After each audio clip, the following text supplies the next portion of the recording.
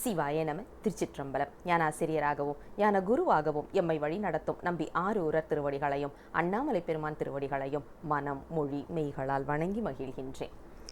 பன்முக நோக்கில் 9ஆம் திருமுறை என்ற இந்த அற்புதமான நிகழ்வில் நாம இன்று திருஞான சம்பந்த சுவாமிகளின் குரு பூசையை கொண்டாட இருக்கின்றோம். திருஞான சம்பந்த சுவாமிகள் அப்படின்னு சொன்னால் எல்லா திருப்பதிகங்கள்லையும் அவருடைய சார்பை நாம் பார்க்க முடியும். அப்படிப்பட்ட சார்புகளை நமக்கு எடுத்து சொல்லுவதற்காக நம்மோடு ஒரு திருஞான சம்பந்தரே இணைந்தால் எப்படி இருக்கும் அப்படின்னு கொஞ்சம் கற்பனை பண்ணி பாருங்க. ஆமாம், இன்று நம்மோடு இணைந்திருப்பது மாயக்கண்ணன் என்று அழைக்க விருப்பப்படுகின்ற சிவ குஷால் சென்னையில் இருந்து. இவருடைய பொழிவு ஏற்கனவே நமக்கு வந்திருந்தது. ஒரு 10 நிமிஷ பொழிவாக கொடுத்துருந்தாரு. அதற்கு நிறைய பேர் எனக்கு தனிப்பட்ட முறையில் செய்தி அனுப்பி, அம்மா ஏம்மா 10 நிமிஷம் மட்டும் கொடுத்தீங்க, இன்னும் கொஞ்சம் பேச வச்சிருக்கலாமே, அவ்வளவு அழகாக இருந்ததே, 10 நிமிஷம் ரொம்ப கம்மி ஆயிடுச்சுதே அப்படின்னு ஒரு அழகான ஃபீட்பேக்கும் கொடுத்துருந்தீங்க. அவருடைய பொழிவுகளில் எத்தனையோ பேர் நாம் மயங்கி இருந்தோம். அப்படிப்பட்டவர் தான் இன்று திருஞான சம்பந்தராகவே வந்து நமக்கு திருஞான சம்பந்த சுவாமிகளின் சார்பு 9ஆம் திருமுறையில் எங்கே இருக்குது என்று திருஞான சம்பந்த சுவாமிகளின் குருபூசை சிறப்பு நிகழ்ச்சியாக இதை அமைத்து கொடுப்பதற்காக நம்மோடு இணைந்திருக்கின்றார்கள். இந்த குழந்தையை பற்றி சொல்லணும்னா கண்டிப்பாக இவரெல்லாம் பழ அடியார் என்று தான் சொல்ல வேண்டும். ஏன்னா கருவிலேயே திருவுடைய குழந்தை என்று சொன்னால் அது மிகையாகாது. பகவத்கீதையில் இருந்து ஒரு ஒரு ஒரு 5-6 ஸ்லோகங்கள் வந்து மனனமாக தெரியக்கூடியவர். எல்லாமே யூடியூப் மூலமாக படித்து அதை மிக அழகாக உச்சரிப்பு பிறழாமல் உச்சரிக்கிற ஒரு அமைப்பை நாம் பார்க்குறோம். அப்படிப்பட்டவரிடமிருந்து தான் இப்போது திருஞான சம்பந்த சுவாமிகளின் சார்பு 9ஆம் திருமுறையில் எங்கே இருக்குது என்பதை கேட்க இருக்கின்றோம். தாமதிக்காமல் சிவகுஷால் மாயக்கண்ணன் என்ற சிவகுஷாலிடம் மேடையை ஒப்படைக்கின்றேன். சிவாய நம. திருச்சிற்றம்பலம். ஓம் நமச்சிவாய. ஐந்து கரத்தனை ஆனை முகத்தனை இந்தின் நிலம்பிரை போலும் எழுச்சனை நந்தி மகந்தனை ஞான கொழுந்தினை புந்தியில் வைத்து அடி போற்றுகின்றேனே. நால்வர் துதி. பூழியர்கோன் வெப்பழித்த புகழியர்கோன் கழல் போற்றி ஆழிமிசை கல்மிதப்பில் அணைந்த பிரானடி போற்றி வாழி திருநாவலூர் வந்தொண்டர் பதம் போற்றி ஊழிமலை திருவாதபுர திருத்தாள் போற்றி. திருச்சிற்றம்பலம். என் சிந்தையுள் வீற்றிருக்கும் சிற்றம்பலத்தானை வணங்கி எல்லோருக்கும் வணக்கத்தை தெரிவித்துக் கொள்கிறேன். தமிழ் வேதம் எனப்படும் 12 திருமுறைகளில் 9ஆம் திருமுறையின் பல்நோக்கு பார்வையில் இன்று நாம் திருஞான சம்பந்தர் சுவாமிகளின் தாக்கம் 9ஆம் திருமுறையில் எவ்வாறு உள்ளது என்பதை காணலாம். 9ஆம் திருமுறையின் முதல் பாடல். ஒளி வளர் விளக்கே உவப்பிலா ஒன்றே உணர்வு சூழ் கடந்ததோர் உணர்வே. ஒளி வளர் விளக்கே உவப்பிலா ஒன்றே உணர்வு சூழ் கடந்ததோர் உணர்வே. தெளிவளர் பளிங்கின் திரள்மணி குன்றே தெளிவளர் பளிங்கின் திரள்மணி குன்றே சித்தத்துள் தித்திக்கும் தேனே. சித்தத்துள் தித்திக்கும் தேனே. அழிவலர் உள்ளத்து ஆனந்த கனியே அம்பலம் ஆடரங்காக. அழிவலர் உள்ளத்து ஆனந்த கனியே அம்பலம் ஆடரங்காக. அம்பலம் ஆடரங்காக. வெளிவலர் தெய்வக குத்துகந்தாயை தொண்டனின்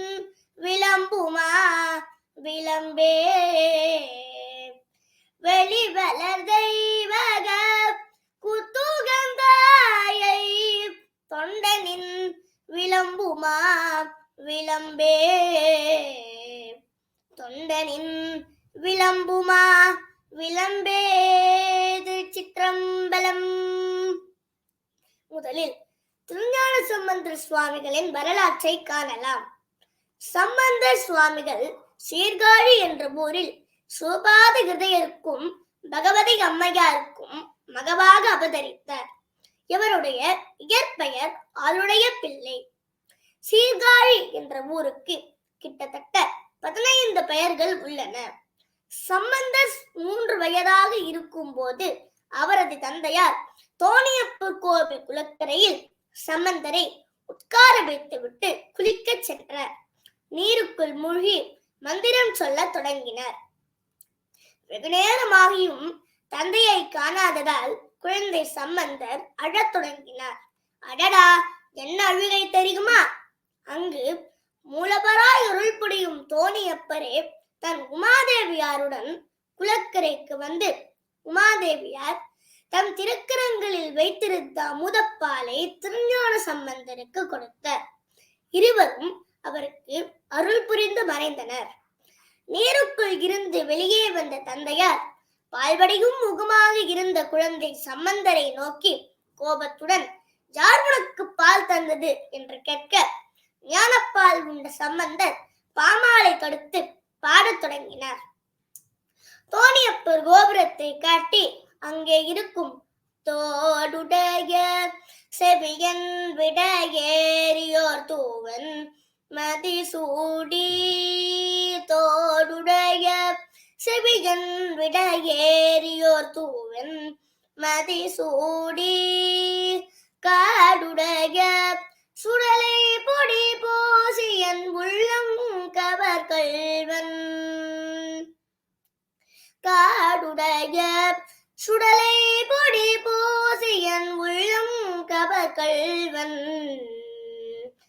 ஏடுடைய மலரான் ஏடுடைய மலரான் முனை நான் பணிந்தேத்த அருள் செய்த, ஏடுடைய மலரான் முனை நான் பணிந்தேத்த அருள் செய்த, பேடுடைய பிரமாபுரம் மேவிய பெம்மானிவனன்றே, பீடுடைய பிரமாபுரம் மேவிய பெம்மானிவனன்றே திருச்சிற்றம்பலம் என பாடினார். அன்று தொடங்கிய பாமாலை 16 ஆண்டுகள் தொடர்ந்தது. கிட்டத்தட்ட 16,000 பாடல்கள் பாடியதாக கூறப்படுகிறது.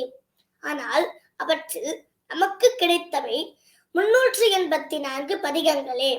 பதிகத்திற்கு சராசரியாக 10 பாடல்கள் என்று வைத்துக் கொண்டால் சுமார் 3840 பாடல்களே கிடைத்துள்ளன. 16 வயதில் இவருக்கு திருமணம் செய்ய உத்தேசித்து நல்லூர் பெருமணத்தில் திருமணம் முடிந்ததும் சம்பந்த சுவாமிகள் இறைவனை வேண்ட அங்கே ஒரு பெரும் ஜோதி பிழம்பு உதித்தது. மணமக்கள் மற்றும் திருமணம் காண வந்தோர் அனைவரும் நம் பால் ஜோதியில் கலந்திடுங்கள் என்ற பேரொலி கேட்டதும் அனைவரும் அந்த ஜோதியில் கலந்தனர். சம்பந்தர் சுவாமிகளின் பாமாலை தொகுப்பினை 12 திருமுறைகளில் முதல் 3 திருமுறைகளில் காணலாம். திருஞான சம்பந்தர் பாடல்களில் மகிழாத அருளாளர்களே கிடையாது. சமகாலத்தில் வாழ்ந்த அப்பர் சுவாமிகளும் திருஞான சம்பந்தர் தமிழ் உரைப்பு தமிழ் என்கின்றார். பின்வந்த நம்பியாரூரனும் தனது கோலக்கா பதிகத்தில் நாளும் இன்னிசையால் தமிழ் பிறப்பும் ஞான சம்பந்தன் என்கிறார். ஆம், சைவ நெறி தழைத்தோங்க வருவிக்கப்பட்ட ஞான சம்பந்தர் தமிழுக்கு ஆற்றிய தொண்டு மிக பெரியது.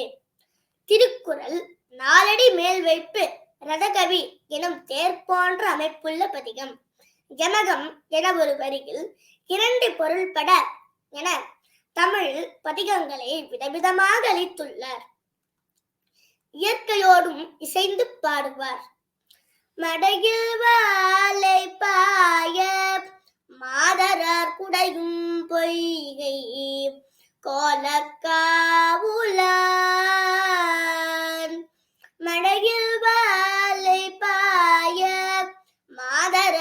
உடையும் பொய்கை கோலக்காவுளான் சடையும் பிறையும் சாம்பல் பூச்சும் உடையும் கொண்ட உருவம் என் கோலோ உடையும் கொண்ட உருவம் என் கோலோ. திருச்சிற்றம்பலம். பொய்கை நீரையும் அதில் விளையாடும் மீன்களையும் வர்ணித்துள்ளார். தனது தோணிபுரம் பாடலில் கிளிகளை அழைத்து தோணிபுரத்து ஈசன் பெயரை ஒரு முறை கூறாயோ என்கின்றார்.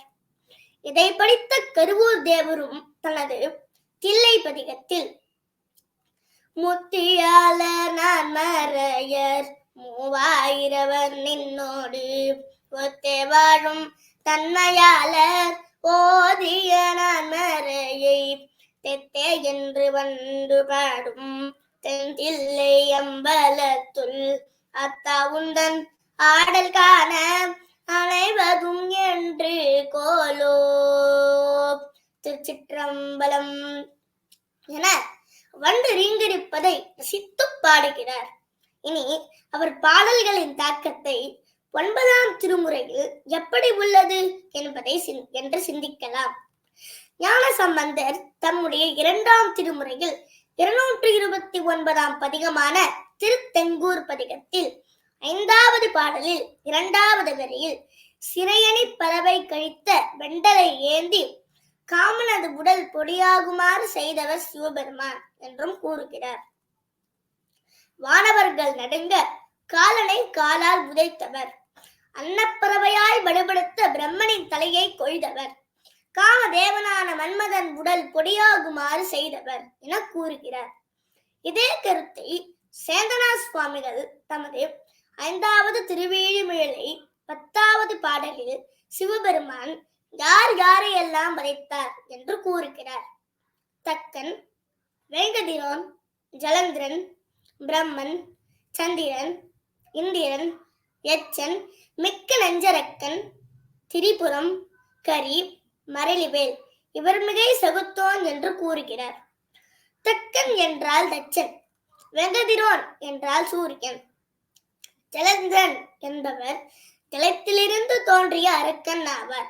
சிவபெருமானை வணங்கி யாராலும் வெல்ல இயலாத வரத்தினை பெற்றார்.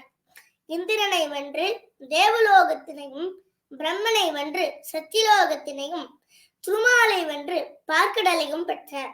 அத்துடன் சிவபெருமானை வெல்ல கைலைக்கு வந்தார். பிரம்மன் யார் தெரியுமா? ஞானசம்பந்தர் கூறிய அன்னப்பறவையாக உறவெடுத்து சிவபெருமானது முடியை காண உயரப்பறந்து சென்ற அதே பிரம்மன்.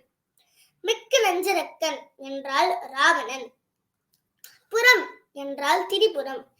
சிவபெருமானின் திருவிளையாடல்களை பட்டியலிடுகிற போதெல்லாம் அதில் கண்டிப்பாக இடம்பெறும் ஒரு விஷயம் அவர் திரிபுரங்களை எரித்தது. அது என்ன திரிபுரம்? திரி என்றால் திரிதல் என்ற செயலை குறிக்கிறது. புறம் என்றால் ஊர். உண்மையில் சிவன் எரித்தது ஒரு திரிபுரம் அல்ல, 3 திரிபுரங்களை.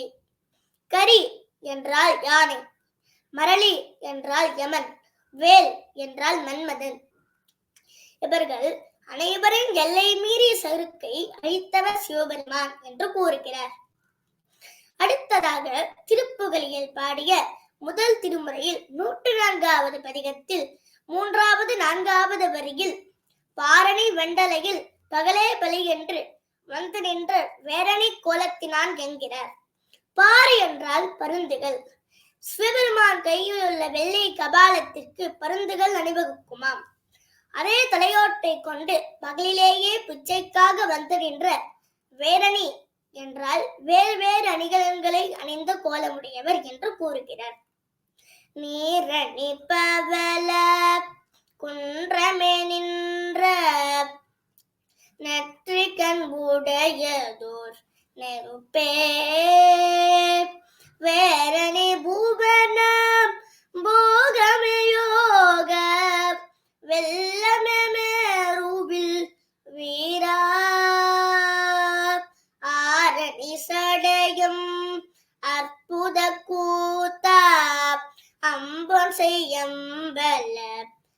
அரசே ஏரணி கோடியம் ஈசனே உன்னை தொண்டனி செய்யுமா ரிசையே.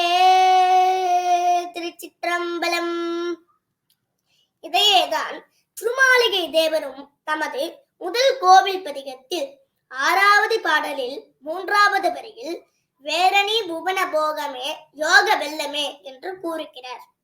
இதன் பொருள் வேறு வேறு அணியாக திகழும் இந்த புவனமே இதன் போகமும் நீயேதான் என்று சிவபெருமானின் புகழை பாடுகிறார். இப்படியாக சிந்தித்து கொண்டே சென்றால் பல வருடங்கள் கூட ஆகலாம். எனவே காலங்கருதி என் சிற்றுரையை முடித்துக் கொள்கிறேன். திருச்சிற்றம்பலம். தென்னாருடைய சிவனே போற்றி, எந்நாட்டவர்க்கும் இறைவா போற்றி.